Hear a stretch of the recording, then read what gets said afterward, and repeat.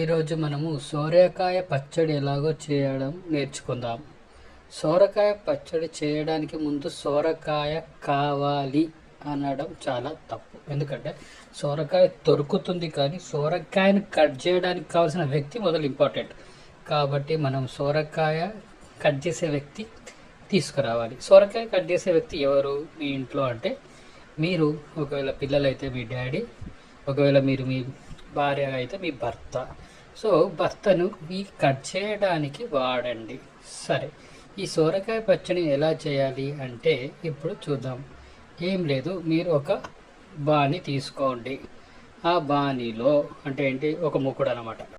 ఒక మూకుడులో నూనె వేసి జీలకర్ర, పోలి విత్తులు, అలాగే సోరకాయ ముక్కలు, మిరపకాయలు, ఉల్లిగడ్డలు, అలా కారము, పసుపు వేసి బాగా మగ్గనివ్వండి. తర్వాత కొత్తిమీర, కరివేపాకు కూడా వేయండి.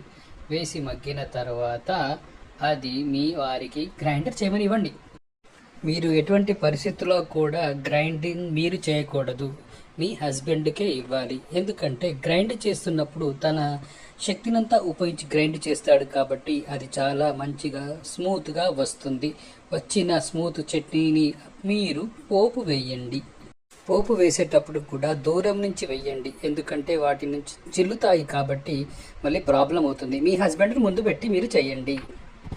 సో పోపు పెట్టిన చట్నీని ఫస్ట్ ఆయననే తినమని చెప్పండి, ఎందుకంటే అది చెత్తగా ఉంటే ఆయనకే ప్రాబ్లం అవుతుంది, మనకు ప్రాబ్లం కాదు కదా. కాబట్టి ఇలాంటి టిప్స్ కోసం నా ఛానల్ని సబ్స్క్రైబ్ చేయండి. మిమ్మల్ని మీరు వంట నుంచి కాపాడుకోండి. Thank you friends, please subscribe to this channel.